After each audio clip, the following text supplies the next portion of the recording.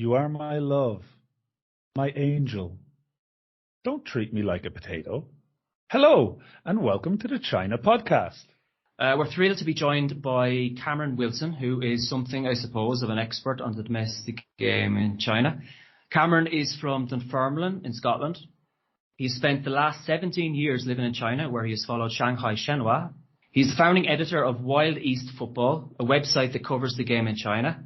He has often been quoted by the world's top media about football in this country and has written for World Soccer Magazine, the New York Post, Reuters, the Sunday Times, the China Project, Daily Mirror and The Guardian.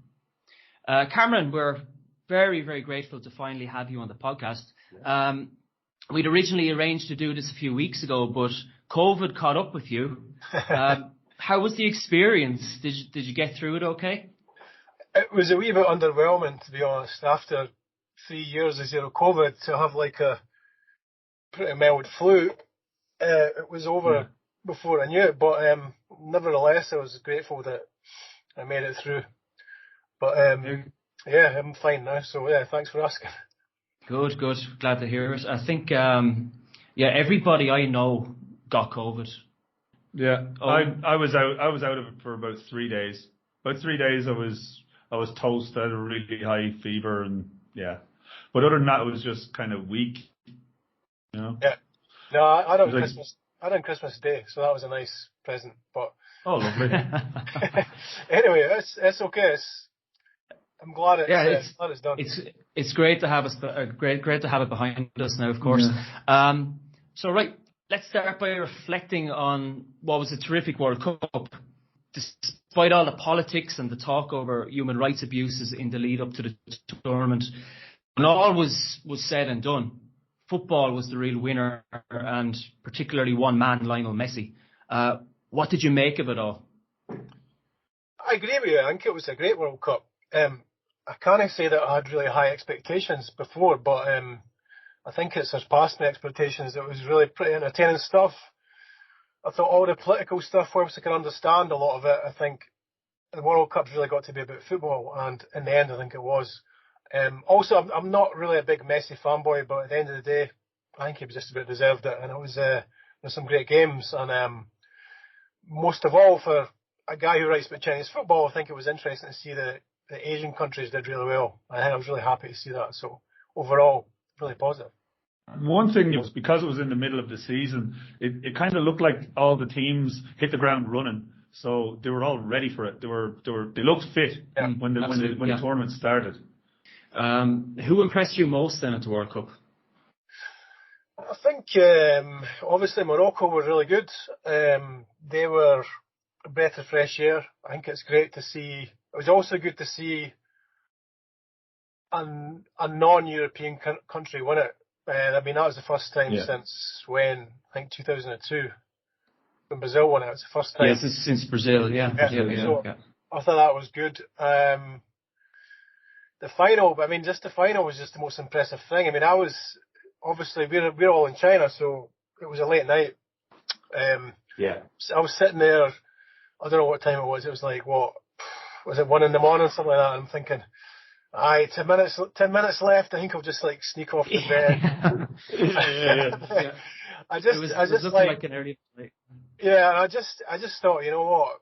I've stayed up this late. I may as well just, stay up and watch the trophy and that. And well, that was a good decision. The rest is history. I had a friend of mine. He went out to watch the game, and it was, he just saw it as completely one-sided.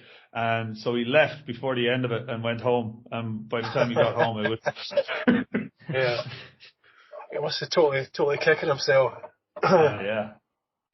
I watched it with my girlfriend, and she's Chinese and she's a big Messi fan, and she probably likes Messi more than she likes football itself. But I said to her, 90 minutes to get this game's going to finish by 1 o'clock. She's the type who goes to bed early enough.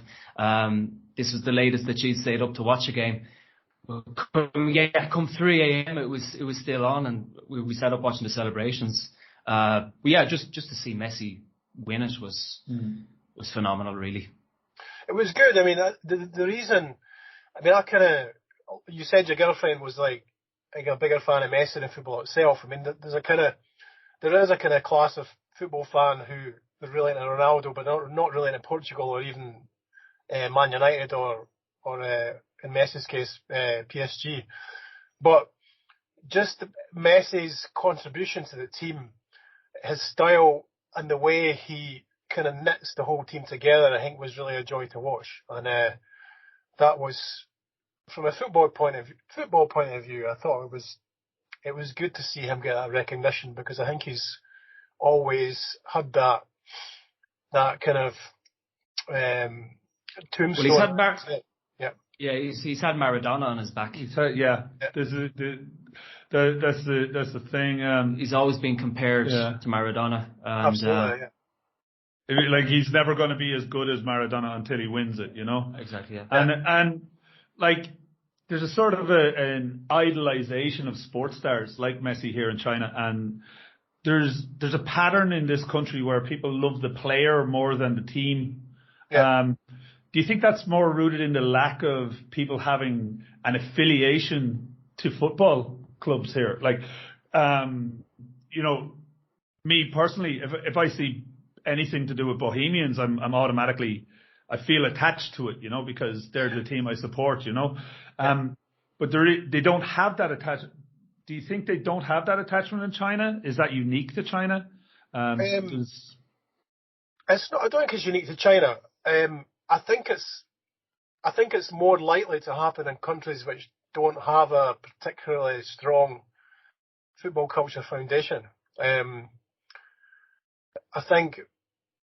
mean, there's two ways to look at it, right? I mean, you can be a little bit dismissive of it or think, well, you know, are you into football or are you just into celebrity? But if it brings people into the sport, then I think on a basic level it's good.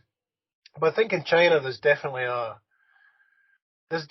gap where a strong domestic culture, strong domestic Chinese teams, and a strong Chinese national team leaves a bit of a hole to be exploited. And that's where your fans who support Messi or Ronaldo or some other player, they kind of fill that space. Well, I in saying that, like, the fact that Ronaldo has signed such a huge contract over with Al Nassr, you know, could that be a sign that maybe it's an Asian thing? I don't know. Yeah. I mean, it's probably similar. I mean, I'm personally not very well informed about Saudi Arabian football, but I would imagine that's a fairly logical argument. I think, like I say, it's not just Asia. I think it's in countries which don't have a long tradition of football. More likely to be like that. Yeah, and of course, if you think about Europe, if you think about South America, especially, the football clubs are over 100 years old, many of them. Whereas in Asia, in China in particular, we have clubs that were founded only 5 or 6 years ago. For example, the newly crowned champions of the Chinese Super League, Wuhan Three Towns. I think they were founded in 2016, if I'm right. So it is like I mean, especially in China recently, there's been a lot of teams come and go. A lot of teams went bust and whatnot. So it's very fluid. So let's talk a little bit more extensive state of football in China. Cameron, you've been here quite a long time, and you've been around the domestic game, and you've wrote about it, right?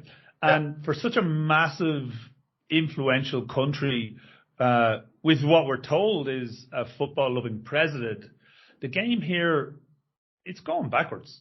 Like, football clubs are going out of business because, you know, financial issues, and they're no longer able to attract the top foreign talent. And the national team is incapable of competing with the rest of Asia's best. Like, where has it all gone wrong? I mean, everything you said is true. I mean,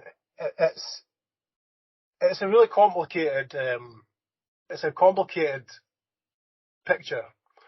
There's a lot of different facets to it. I mean, if I could I mean, what I always say when I talk to Neil all the time about this, it's basically there's two parts to it. One is two rough, two kind of general parts. The first is like what we mentioned just a few minutes ago about a kind of lack of a strong culture which generates interest in the sport beyond a kind of superficial interest in foreign football, and then the way the sport's administered and managed, and both those things are very problematic. That's the short version. Yeah. You see it even myself in just watching kick around games. They can't even get a referee to do the job, you know. And I don't really see much interest in smaller leagues in like local leagues around China. You don't see kids playing in under 14s leagues or anything like that. I mean, it does exist, but it's not widespread. That's the thing. I mean, you can find people in China who are, especially the fans of the CSL clubs or even the clubs in the lower division. You can find people who are really into their club. They're hardcore. They go to all the away games. They're really passionate, and there's quite a few of them. But it's like a subculture in China. So. Like use it for Ireland, right? So, I mean, you've got actually quite a few different sports like Gaelic or hurling and so on. Hurling, yeah. Or rugby. Yeah. But even if you're Irish and even if you don't like hurling and you don't like Gaelic, you know about it. You know who all the players are. So, if you were to look at, say, for example, if you were to take like a minority sport in Ireland, like I don't know, maybe like say table tennis or something, people wouldn't know who's the table tennis stars of Ireland. So if you take that in China, it's kind of like the same thing. So I always take my mother-in-law as like a barometer for the average Chinese person's interest in football. So one time I was asked her, so when Maradona died, I said to her, I says, have you heard of Maradona? She goes, aye, because that's that guy with blonde hair, right? I was like, no, this is not. So she didn't really know who he was. So that's like a way to illustrate the absence in the Chinese mass consciousness of football as a superstar thing. So basically, it's a subculture. Basically, there's people who are really into it, but the average person, they know what football is, but that's about it. Like football in China doesn't seem to have what Owen is alluding to, like the foundations, especially from a grassroots level, from a schoolboy level. Do you think then that influences the Chinese Super League, the professional game? Yeah, definitely. I mean, I think the problem is that like Chinese people are actually they're really supportive of their own things if the conditions are right. So there's fans of the Chinese team who support the national team, that they're really fanatical, but there's just not enough success, and then there's not enough support for the game at lower levels to provide the national team more success, to then to in turn attract more fans and then attract more people to devote their life to football or let their kids play it, basically. Yeah, absolutely. Do you think, let's say China were to qualify for the next World Cup and do reasonably okay, do you think maybe then that would attract more people to them and people to get behind them as a nation, and then maybe that will carry on over the next number of years into the domestic game? It would help, and it's possible that happens, but the problem is actually pretty fundamental, in my opinion. We talk about a lack of football culture, but that's a problem, but it's actually deeper than that, because for the average Chinese family, Chinese person, there's not a lot of space in Chinese society for people to spend time on things which are not going to necessarily deliver an obvious benefit to their family. So, for example, when parents are like thinking about what they're going to let their kids do, like kids who are like, say, under 10, yeah, sure, some of them will play football.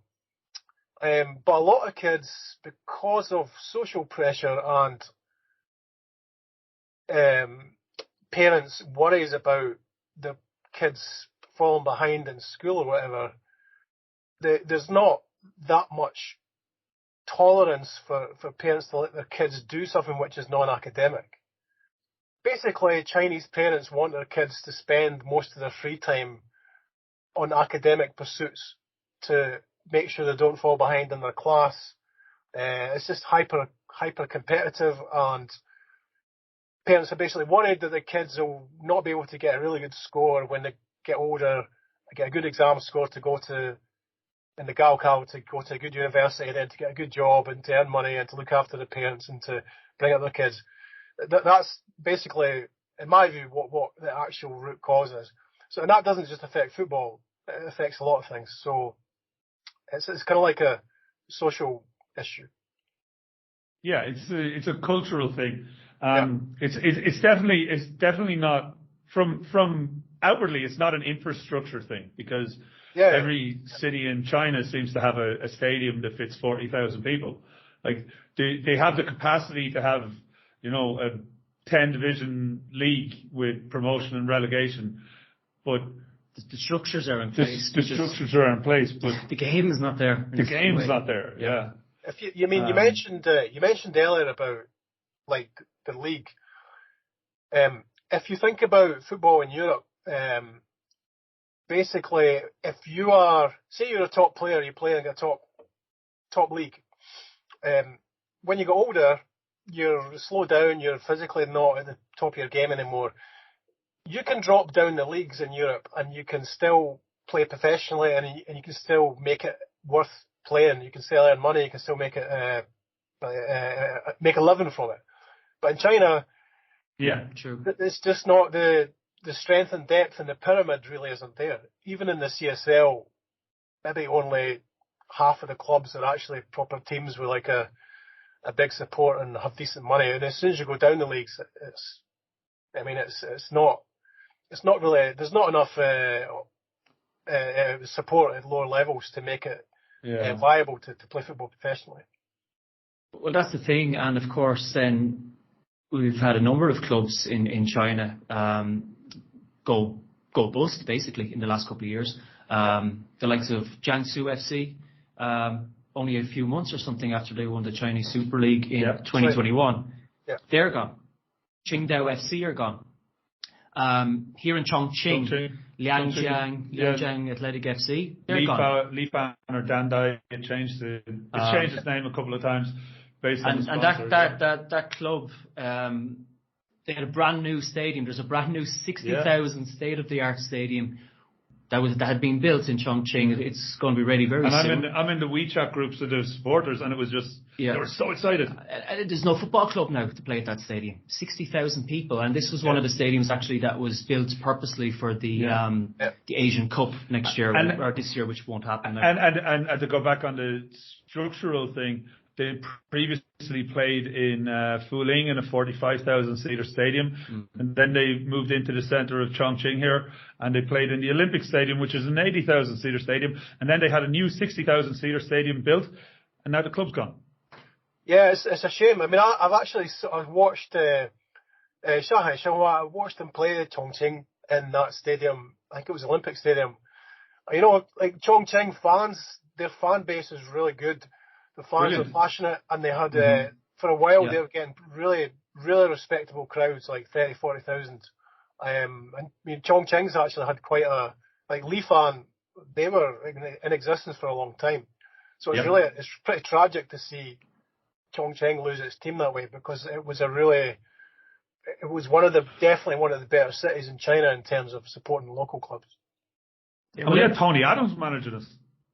Yeah, Paul Rideout played there in the late 90s, I think, as well. And then we had one of the managers, with the South Korean manager.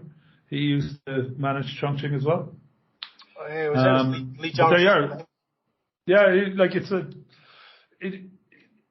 Why do you think all these clubs collapsed? What do you think was the structural problem behind the collapse of these clubs? There's a lot of different factors. The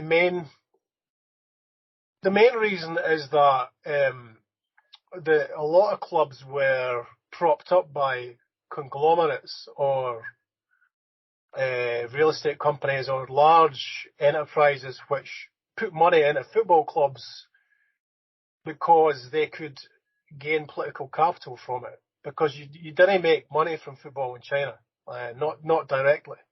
You basically put money into the club, and the government will say, all right, you put 100 million into this club, maybe you'll get the contract for this residential compound somewhere, something like that. It more or less works on some version of that system of favours, as it were. But even before the pandemic, the government's focus on football changed, or at least everybody thought that the government was really, really into football, and the reality, I think, was a little bit different. So there was less political capital to be accrued from supporting football. So a lot of companies took the money out, and that's one aspect. Of course, the pandemic is another thing which really didn't help, and then they changed the rules so that it was not possible. It was much more difficult to bring big name foreigners in, which is actually, there's a good and a bad side to that, but there was a lot of things happening at the same time, and it's really a tragedy how many clubs, especially clubs which have been around a long time and have quite a lot of history and tradition, have disappeared. So brings us to today. Like, Chinese football today is really pretty moribund at the moment, unfortunately. It's interesting because, like, China's monetary reach has a huge monetary reach abroad, and we saw that at the World Cup, that it was so sponsorship heavy. If you watched any game, you saw multiple Chinese companies advertising. I would say that football is dominated by business everywhere, but in China it's dominated by politics. But that's in a domestic sense.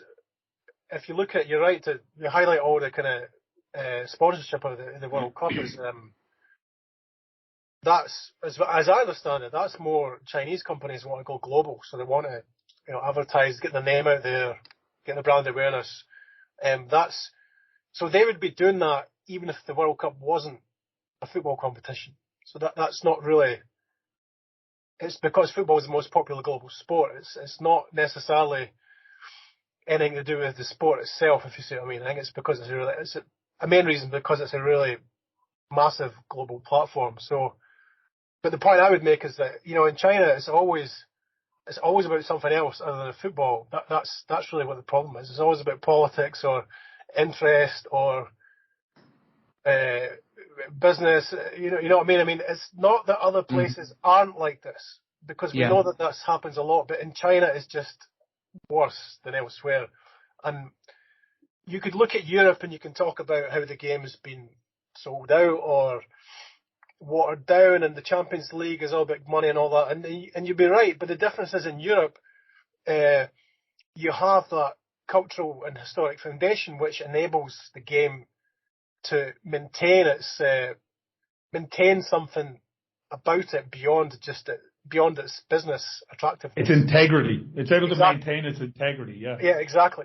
You're right. Exactly. So that's the thing. But when in China, it's just so difficult for the clubs to build that kind of integrity and to have that kind of attractiveness, which will keep people coming to the games, even if there's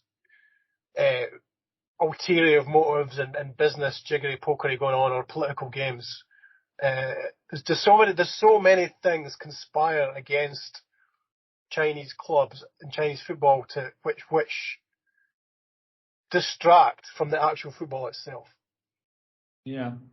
And speaking on the football itself, I've been to see underage Chinese games a lot. They used to play here in Chongqing, up in a city called Guangzhou.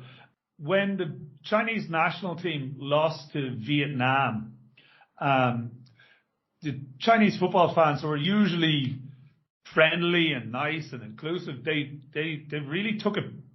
They took it quite badly. Can you see any reason for that? Can you see any reason for the Chinese fans' frustrations at the national team? I think it's. At the end of the day, they're not any different for fans of any other country. I think the problem is that there's maybe a wee gap in terms of expectations are maybe higher than what they maybe should be. You're right to highlight the nature of Chinese fans. Chinese football fans are obviously I'm very biased, but I've nothing but absolute admiration for the fans. They're really, really passionate. They're really, like you say, really open and friendly. I've had so many amazing times at Chinese football games, getting to know Chinese people through football. It's been really a massive privilege, and I've had so many great adventures through that. So I can feel for their frustration and understand it, but I think it's just a shame that they're in the minority. There's not enough people who are really into football. That's part of the problem. And the other thing is, when you think about it, as you know, China's a really conformist kind of society. It's not like devoid. I'm not saying it's devoid of different opinions and individuals and whatnot, but there's generally like a strong consensus for things. And if you look at the average Chinese person, they'll probably just kind of scoff when you talk about Chinese football, or they'll say something disparaging. So you think about what kind of place China is, and there's kind of like social hurdles, or there's some kind of barriers to being a football fan in China, which the average Chinese person has to get over. So if you think about the kind of Chinese person who's attracted to football is usually somebody who's maybe a little bit more free thinking, or somewhat non-mainstream, I would say. So you get a really interesting kind of demographic at a Chinese football game. It's not quite your average Joe, but I think by the same token, it attracts people who are quite idealistic, I think, and they're the kind of people who can kind of be really happy and totally into the game in 1 minute, and then the next minute they're really dejected and totally pissed off at the result. So I think that sort of, to some extent, explains the kind of wild reactions you get to some of the defeats. Like, not only do they not have a national team competitive that's even in the slightest bit competitive in Asia, and they've got what seems to be a crumbling national domestic league as well. But they also now have no Asian Cup to look forward to this year. China was supposed to host the Asian Cup in this year. As I said earlier, had some purposely built new stadiums. And now Qatar has picked up the Asian Cup, and that's their gain. It's China's loss. Can you see much of a future, to be honest, for growth in China for football? I'd say the fundamentals are good, but that's always been the case. The Asian Cup it's really unfortunate as a missed opportunity, and obviously China is more than well equipped to host. Absolutely, yeah. A good competition. In a way, it was kind of understandable, because I think it was last summer they said they were cancelling it. I think they had to do it in advance, because it's quite a big tournament. It requires a lot of organisation. So at that time, China was knee deep in COVID-0, and I don't think anyone could have really went ahead with hosting a big international event at that point, because it really looked like it was too late at that point to commit to it. I mean, there's reasons to be somewhat a bit less pessimistic, shall we say, because COVID-0's over finally, and this coming season, which I think should start around about the start of March, the stadiums will be open, the fans will be back. It's been so depressing the last 3 years, like literally. It's like, I mean, as a long-standing fan, I mean, I've not even paid that much attention to it as much as usual, because I think the last 3 years, if fans are not there, or they're playing bubble games, it's really not that. It's not that interesting. So yeah. When was the last time you were in the stadium? It was actually last Saturday. Last Saturday. But that was my first game in a year and a half. First game in a year and a half. Yeah, that was, for me, is really strange experience to go like that length of time without seeing a game. Back again after so long, yeah. Well, one of the things I was looking forward to when moving to Chongqing was being able to go and watch the games. Now we don't have a club. Yeah. That's what I mean. It's such a pity now that we have this state-of-the-art modern stadium and no football club. I mean, it's really how often is it going to be used? I mean, let's be fair. It's really sad. I mean, give it some time. I mean, Chongqing's a really big city, and there is actually a tradition there of teams. So a proud city. It's a proud city as well. Yeah. Absolutely. One of the things that really strikes me about Chongqing, if you ever come here, is the people are proud of where they're from. You know, yeah. and to give them a reason to shout in a football stadium, they love that. I mean, I think that's one of the reasons why, from a fan point of view, Chinese domestic football is it works to a point, because China's like it's like a lot of European countries where it's quite regionalised, and the different regions have got their own little accent or language, they've got their own food, they've got their own things to take the mickey out of each other about. So it's kind of, football adds that kind of sense of identity for cities and regions, and it's a shame that there's been so many clubs lost. But you know, in time, you would hope that there'll be a new team comes along in Chongqing, and we can start again. You would like to think that at some point there will be a football club again. Yeah. Such a huge city like that. Definitely. Just need to be patient. This city is the size of Austria. Yeah. I mean, there has to be. Yeah. So yeah, you were saying earlier you've been around the grounds in China. So like, generally, COVID aside, what are the attendances like at a league game in China? Full house or? It can be. It depends. Obviously, it depends where you go. But I mean, I've been at more games than I can count here, and I mean, a lot of games. It's a big crowd, and I mean, the fans are just as into it as they would be in Europe or South America or anywhere. Whereas, a passionate fan base. I mean, obviously, I'm a Xinhua fan, so I've been to Xinhua Stadium is a football specific stadium, which is a rarity in China. I mean, it's like you said, there's been quite a few stadiums were built for the Asian Cup, so it would be nice if those were used for clubs. But like Xinhua's stadium is like, I mean, it's just as good as anything in Europe, and the atmosphere is really amazing. I mean, I've been at Gongti in Beijing, watched Xinhua versus Beijing Guan. Really amazing atmosphere. And obviously my loyalty to Shanghai, but the Beijingers are really brilliant in their team, and you know, they give it maximum backing. So that's the bigger clubs. Even the smaller teams, you can go there and it's open, it's welcome, and you can get have a great time, and the atmosphere is usually pretty good. Yeah, that was one of the things about the Olympic Stadium here. You were actually quite far away from the pitch, which we could be as loud as we wanted, but you know, it doesn't feel the same as if you're in a football stadium rather than a stadium with a running track, you know.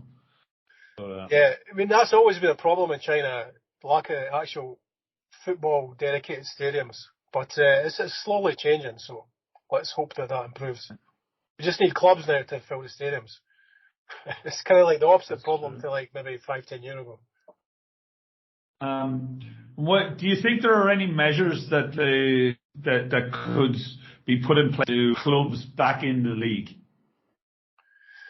I think That'll keep them there. I mean, the biggest problem with Chinese football in terms of the way it's run is that it's too much dominated by political interests. So for example, you know how FIFA has like statutes which say that national associations should be run free from government interference, but unfortunately that's not how it works in China. So you have people who make decisions about how the league is run and how the clubs are administered, and it's not football reasons are not typically not the reasons the decisions are made. So again, it's pretty fundamental. It's like there's some pretty big and powerful forces which get in the way of the football, and that's just a part of the nature of China. Do you think fan-owned clubs could become a thing in China?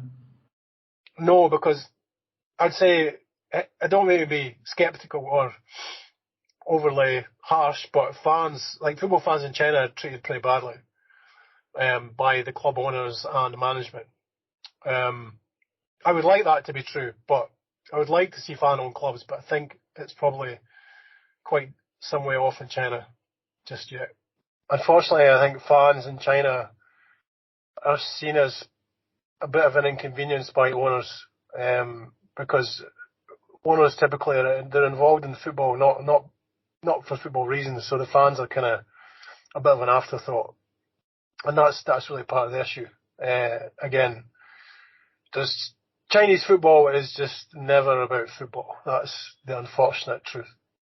Okay, so we've had you on for quite a while, Cameron, and it has been very, very enjoyable. Yeah, thanks so much for agreeing to do this. It's been great. You can follow Cameron on his Twitter handle at CameronWEF. You can follow us on our Twitter handle. You can follow us at the China Podcast. Yeah, Cameron, thanks so much. Thanks very much, lads. Enjoyed the chat, and thank you very much for the invite. Enjoyed it. Yeah, hopefully we'll get to see you at a Shanghai game soon. Yeah, definitely. Let me know if you're in Shanghai, and if I'm in Chongqing, I'll definitely get in touch. Hopefully we have a club to support. Hopefully, yeah. Hopefully you have somewhere to go. Yeah. Yeah. All right. Well, we'll see. It's going to be the next few years in Chinese football is going to be pretty interesting, to say the least. Yeah, it's make or break for it, I would say. Absolutely. Let's see if China can qualify for the World Cup as well, because we got, I think, 4 or 5 extra spaces for the Asian teams. So there's no excuse. They aren't as good as Vietnam. Not yet. They've got to catch Vietnam. Pass Vietnam first. All right. So that's all for us for this 3rd episode of the Expat Experience on the China Podcast. Thank you for listening, and we'll talk to you soon. Toodles!